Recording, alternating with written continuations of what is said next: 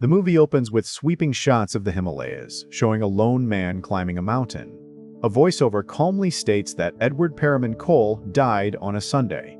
It reflects on how people measure a life, by love, the people left behind, or sometimes by believing it has no meaning at all. By any of these measures, Edward lived more in his final days than most people do in an entire lifetime. Carter is an elderly man working at a garage. Despite the job, he's clearly sharp and well-read, with a deep knowledge of history, science, and random facts. A younger coworker quizzes him from a trivia book, trying to stump him, but Carter answers every question with ease.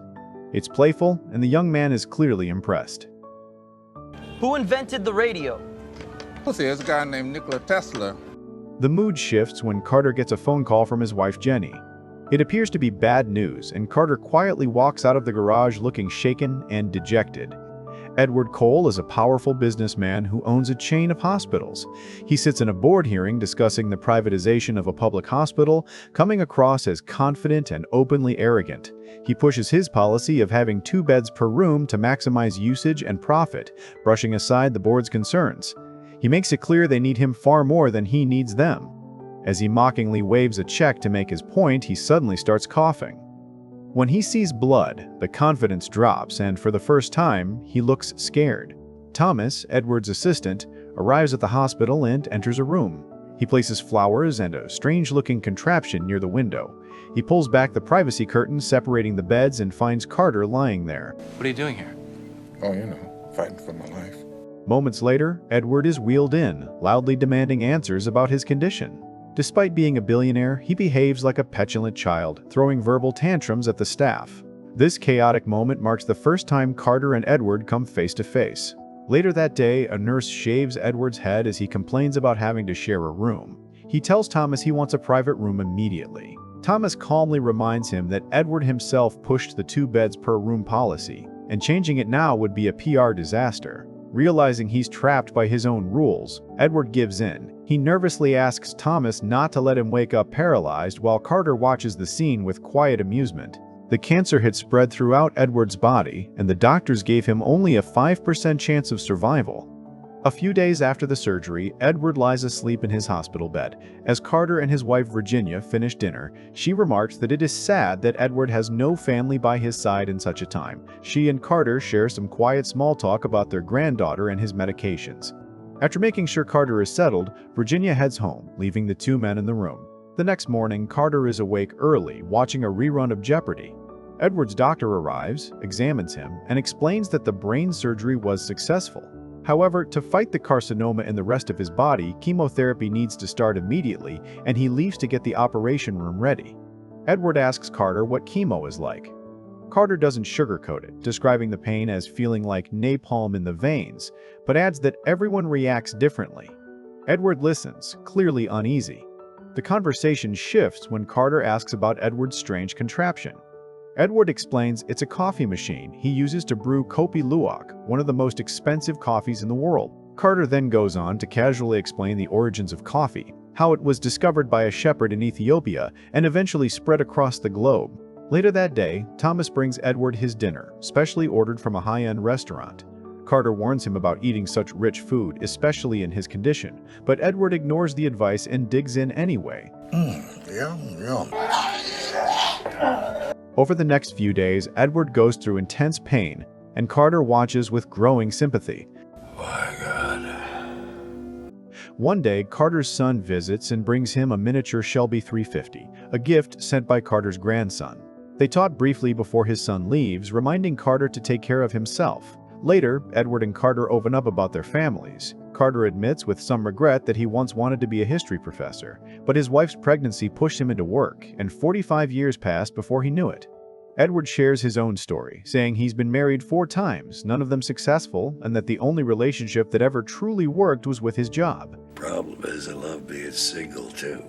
Over the next few days, both men watch each other go through intense pain and suffering. Slowly, they begin to bond. They play cards, talk about their families, and share quiet conversations. At one point, the topic of self-deletion comes up, but both are clear that it's not a path either of them wants to take. One evening, Edward watches a baseball game and complains about how bad the younger players are. Carter quietly scribbles something into his notepad, a bucket list of things he wants to do before he dies. Edward notices and asks what he's writing, but Carter brushes it off. Moments later, Edward's doctor walks in and delivers grim news that Edward likely has only 6 months left, maybe a year. Carter is shaken by what he hears. The doctor then checks Carter's file and confirms that he also has about a year at most. The two men look at each other, fully aware of their limited time, and share a small, knowing smile. The next morning, as Thomas wakes Edward up, Edward notices Carter's bucket list lying crumpled on the floor. When Carter wakes up, he finds Edward reading it. Carter explains that the idea came from his freshman year philosophy assignment, where his professor asked the students to write a list of things they wanted to do before they died.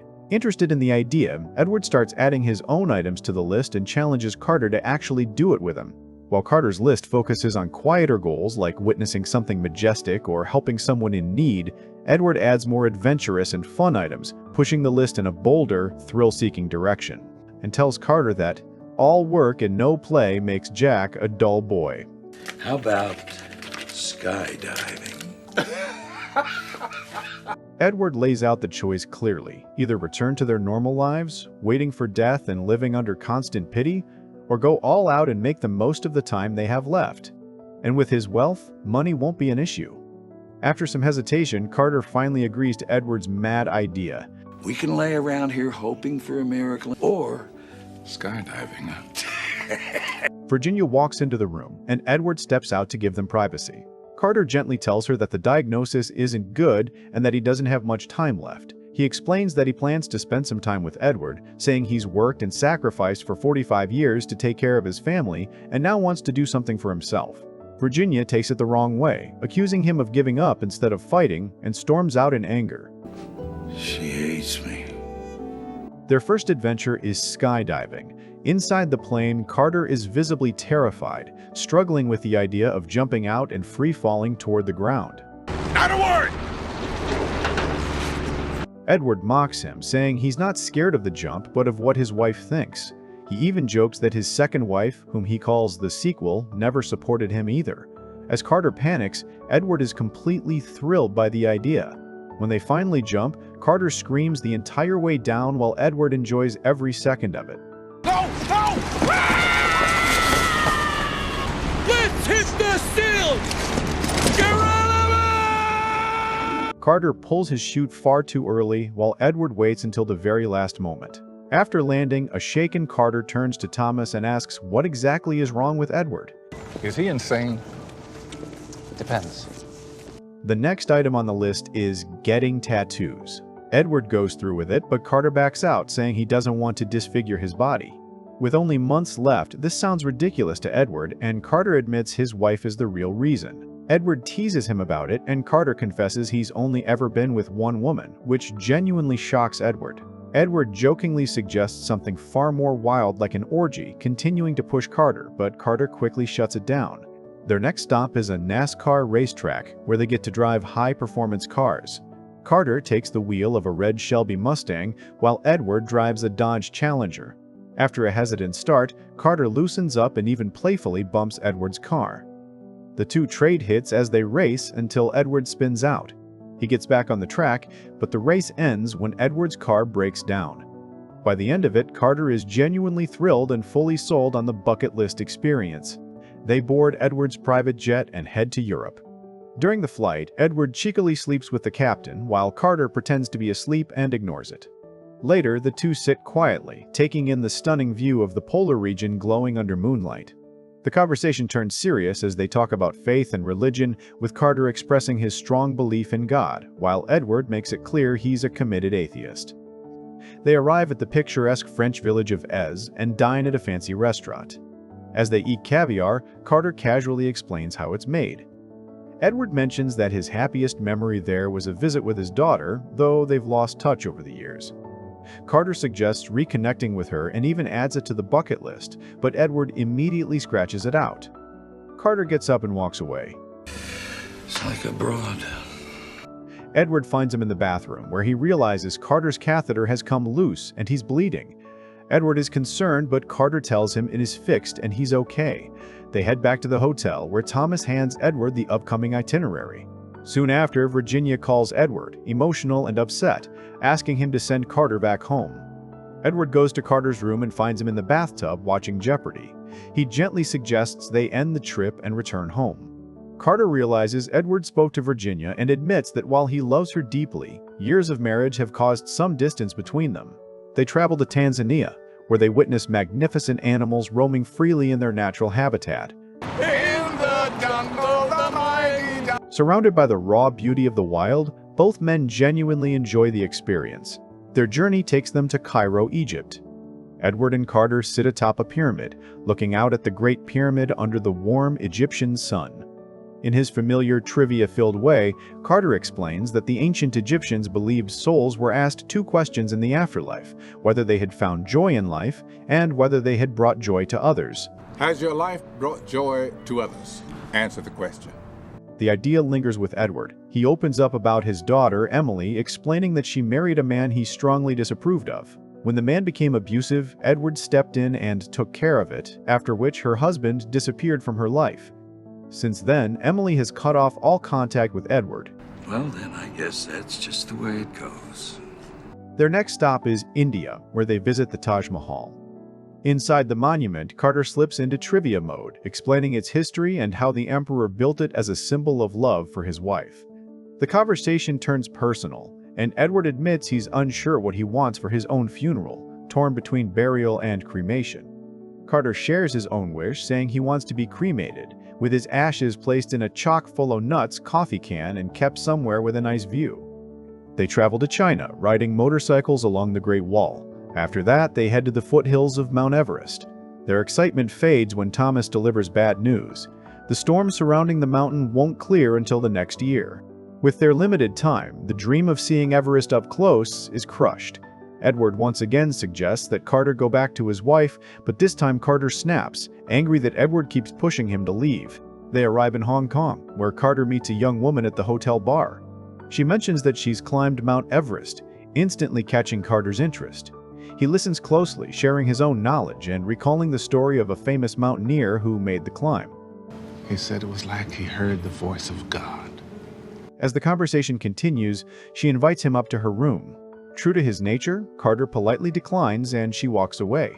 Carter returns to the room and confronts Edward, telling him he knows Edward arranged for the woman at the bar. He says he's had enough and wants to go back home.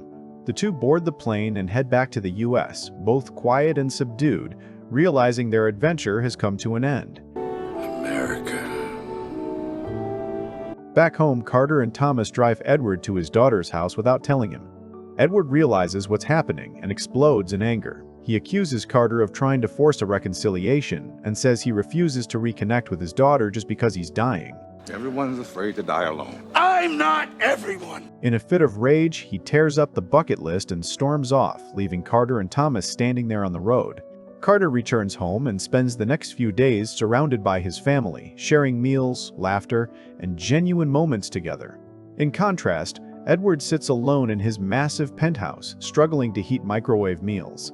The loneliness hits him hard, and he eventually breaks down, crying like a child. One day, as Carter and Virginia are sharing a quiet, intimate moment at home, Carter suddenly collapses. Edward is lost in his thoughts in a business meeting when Thomas breaks the news to him. Edward rushes to the hospital where he finds Carter lying in bed with Virginia by his side. You look like shit, Ray. Thanks. The doctor tells Edward that the cancer has spread to Carter's brain and the situation is critical. Later that night, Edward visits Carter again, and Carter hands him a letter.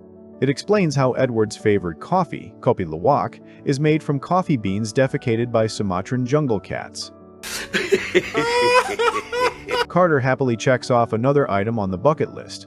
Soon after, Carter is wheeled into the operating room for surgery. Edward finally visits his daughter Emily, hoping to reconnect. There, he meets his granddaughter, and the moment quietly changes him. As he looks at her, Edward checks off another item from the bucket list. At the same time, Carter's family receives devastating news that Carter didn't survive the operation. At Carter's memorial service, an emotional Edward speaks to the crowd. He He tells them how he and Carter were complete strangers just months earlier, how they traveled the world together, and how that journey changed his life. the last months of his life were the best months of mine. A man is climbing a snow-covered mountain. At the peak sits a can of chock full of nuts, marking Carter's final resting place. The man is Thomas, who pulls out another identical can and places it beside the first. It is Edward's remains. He quietly scratches off the final item on the bucket list. If you enjoyed this recap, please like the video, share it with someone, and subscribe to the channel for more stories like this.